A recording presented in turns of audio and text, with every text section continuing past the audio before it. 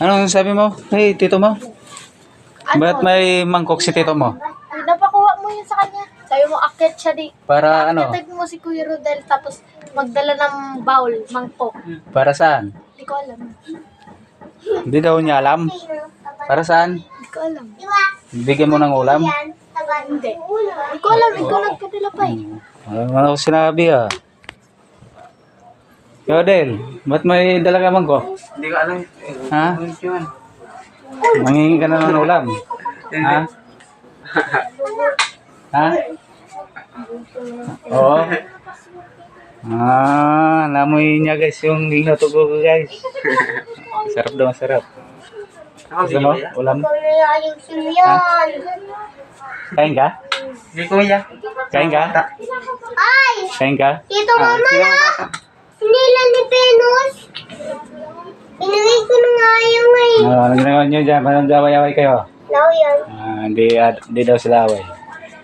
Hey guys, binibiro ko lang yung pamangkin ko. Kasi binigyan ko talaga ng ulam guys. Share your blessing. Guys. Na-prank ko lang, prank.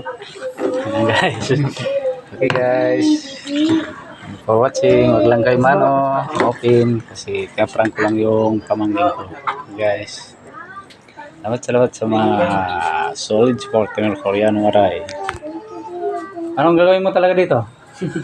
Wala Ha? Anong gagawin mo? Ha? Wala. Hindi na ulam. Oh? Ang galing. May dala ng bowl.